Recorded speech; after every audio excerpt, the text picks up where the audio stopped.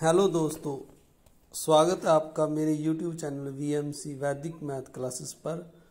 तो आइए शुरू करते हैं एक्सरसाइज नंबर 6.3 का फोर्थ सम। और फोर्थ सम में आज हम इसका 9th और 10th सम करेंगे। तो आइए पहले 9th सम करते हैं। इसमें हमने 529 का स्क्वायर रूट फाइंड आउट करना है। तो सबसे पहले हम 529 का एलसीएम करेंगे। तो देखिए, अब 529 जो है हम इसको चेक करें। अगर ये 2 के टेबल पर नहीं जा रहा, 3 के पर नहीं जा रहा, 5 पर नहीं जा रहा, 7 पर नहीं जा रहा, तो हम इसको चेक कैसे करेंगे कि ये किस टेबल पर डिवाइड हो रहा है। तो आइए, इसके पीछे जो 9 है, अगर हम इसको देखें तो 9 किस किस के स्क्वायर में आता है। जैसे 3 का स्क्वायर 9 होता है, तो 9 3 के टेबल में आता है।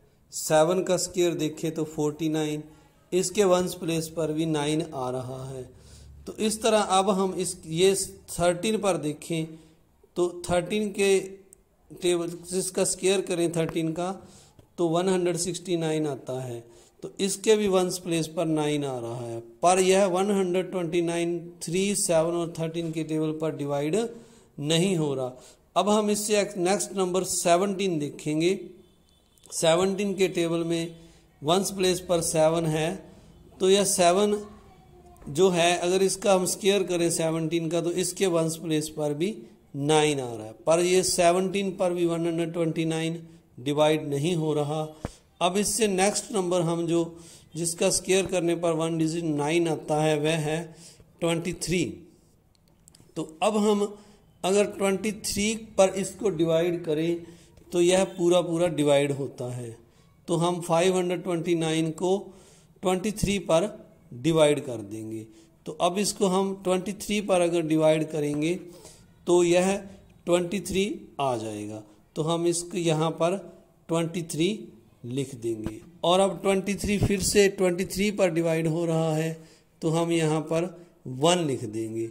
तो अब 529 के जो फैक्टर हैं वह जो हैं 23 2 टाइम आ गया है।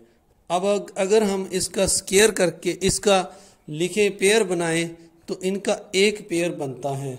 तो इसका मतलब ये हुआ कि 529 का स्क्वायर रूट है जो वह 23 आ गया है। तो इस तरह से 529 का आंसर जो है स्क्वायर रूट वर्गमूल है वो 23 होगा। तो आइए अब हम इससे नेक्स्ट फोर्थ का जो लास्ट सम है उसको देखते हैं, जो फोर्थ का 10th सम है। तो फोर्थ के 10th सम में हमें क्या दिया हुआ है उसकी स्टेटमेंट हम देख लेते हैं। 10th सम की जो स्टेटमेंट है, हमें जो संख्या का स्क्वायर रूट करना है वह है 8100। तो 8100 को देखेंगे तो यह सबसे पहले 2 पर डिवाइड होता है। इसको हम पहले 2 पर डिवाइड करेंगे तो यह 4050 आ जाएगा। तो 4050 को हम इसके सेकंड लाइन में लिख देंगे। अब 4000 जो 50 है, इसको अगर हम देखें तो यह 2 पर फिर से डिवाइड हो रहा है, तो यह 2025 आ जाएगा।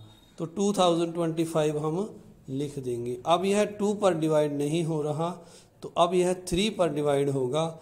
तो हम इसको 3 पर डिवाइड करेंगे तो यह 675 आ जाएगा। तो अब यह 3 पर फिर से डिवाइड हो रहा है, तो यह 675 को डिवाइड करके हमारे पास 225 आ जाएगा। 225 को फिर से हम 3 पर डिवाइड करेंगे तो यह हमारे पास 75 आ जाएगा।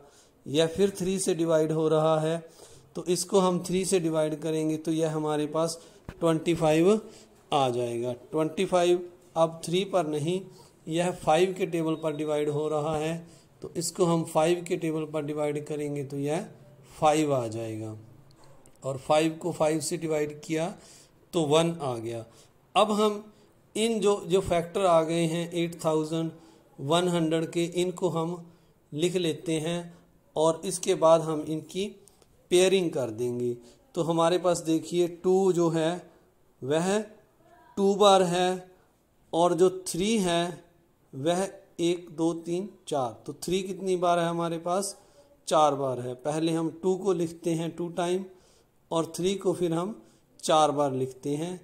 और इसके बाद अगर हम नेक्स्ट जो 3 के बाद नंबर है फैक्टर है 5, उसको देखें तो यह 2 टाइम है। इसको हम 2 टाइम 5 को लिख देंगे। अब हम इनके पेयर करेंगे तो 8100 का जो स्क्वायर रूट है वह हमारे पास आ जाएगा। तो पहले हम अगर देखें तो 2 का एक पेयर है तो हम 2 को लिखेंगे, 3 के 2 पेयर हैं और 5 का एक पेयर है। तो 3 यहाँ पर 2 टाइम आएगा और 5 एक बार आएगा।